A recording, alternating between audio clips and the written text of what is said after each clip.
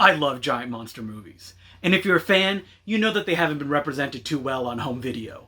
You have the Godzilla set that was released by Criterion, but there's a lot of issues with that. Toho wasn't very open when it came to letting them do new transfers, new special features, or new anything really. So basically it was a repackaging of all the stuff that Toho had released in Japan, which, let's be honest, wasn't that hot in the first place. But when Arrow announced that they were doing their own Gamera set, I got excited. Because if anybody goes all in on the special features, it's Arrow.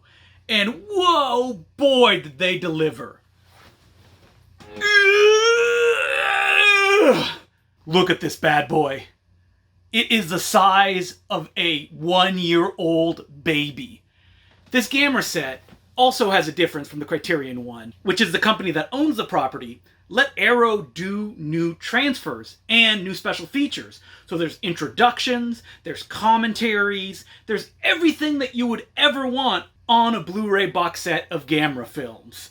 It's even more than you would ever want. So for people that don't know who Gamera is, he is a giant flying turtle as seen on this box. He can either be very nice, like he is in his original run of films, which is included on this, or he can be kind of mean-looking and violent, but still nice, like he was in the 90s pictures. Or he could just be nice like he was in the ones that came after the 90s picture, which is also included on this box. This has everything in it! So this box actually covers the whole gamut. It has the original Showa Gamera films, which is a lot of them, starting with Gamera, the first black and white one, all the way to Gamera the Super Monster, which is essentially just a clip show. But it's included, and it has a commentary track on it, which is what I love. If you're going to cover a whole franchise, don't ignore some that people don't like. Get some sucker to have to talk for 90 minutes about it, because it will definitely make me want to pick it up. Now, if we actually broke this bad boy down, I'll go through all the parts that are included. We've got the book that they all come in, which, what a nice touch. It's green. It's thick.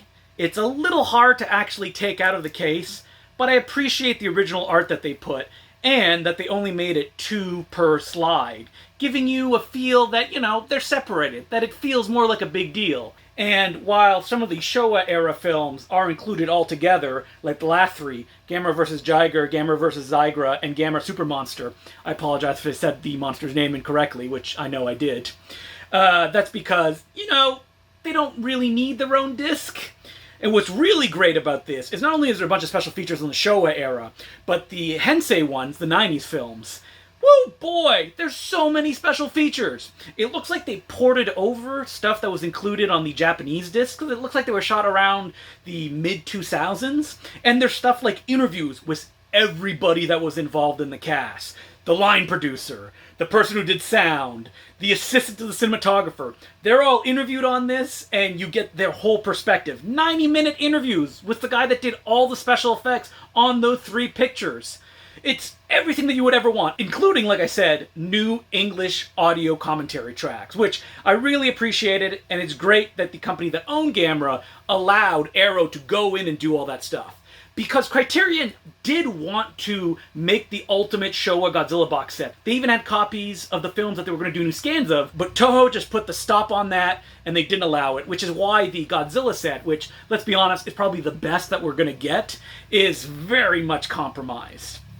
But this is great. If you're a Gamera fan, or you're just curious about Gamera, there is no reason, other than the price, not to buy this. And even the price, I think this retails for around $200. For all of this stuff, you get a whole book about the movies with new original material about each picture, those x-rays that you've probably seen of all the monsters in the pictures, and even some interviews with the director, which is a reprint, and articles about the 90s films that were originally published in Fangoria.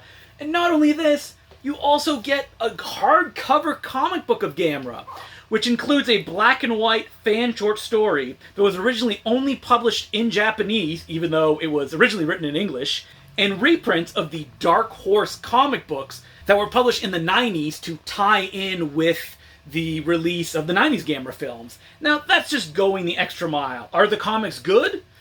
Well, you know what? I'm happy that I have them and that they're included in this set.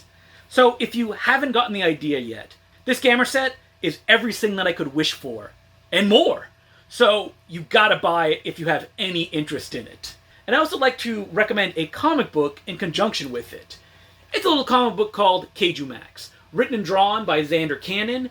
It's essentially what if you had a prison film and it was all kaijus that were the prison characters. So not only does it go through all the cliches that you would expect from a prison story, but Zander loves kaiju, and he just uses their iconography in such smart ways. And this is not a parody. It's something that he actually believes in and that he commits to dramatically, which is amazing. You'll be an emotional moment that'll just come out of nowhere, especially considering how more cartoony his drawing is, and it'll just knock you out of the park. He tells so many different stories throughout the many volumes of this that have come out, that if you are a Kaiju fan, you gotta check KjuMax. And what I'm holding in my hand right now is the deluxe edition. This is also published in more affordable paperbacks. But what's great about this, not only is it a bigger size to appreciate the art, but there's also commentary on every page, just contextualizing stuff, giving you references that are included, or Zander just talking about why this decision was made, or how, for example, something that's set up never really paid off later on. Honesty. Always good. So for the 7th time during this video, if you're a monster fan, you gotta pick up Gamera. And if you're a monster fan, you also gotta pick up KjuMax. Because, both of these are just great. If you like more reviews like this, please subscribe. I would really appreciate it. And you can hear me talk every week on the Important Cinema Club, where me and Will Sloan go through a new cinematic subject every week on a podcast. Or you can also listen to the Bay Street Video Podcast, where me and Mark Hansen go through every new Blu-ray and DVD that are released every week, straight from an actual brick-and-mortar video store. And finally, I have a third podcast. I know, it's a lot. We have No Such Thing as a Bad Movie, where Colin Cunningham and April Atmansky go through a bad movie every week, and we each find something good about it. So, if you enjoyed this, there's many other places you can find me, but I also hope to see you on YouTube very soon.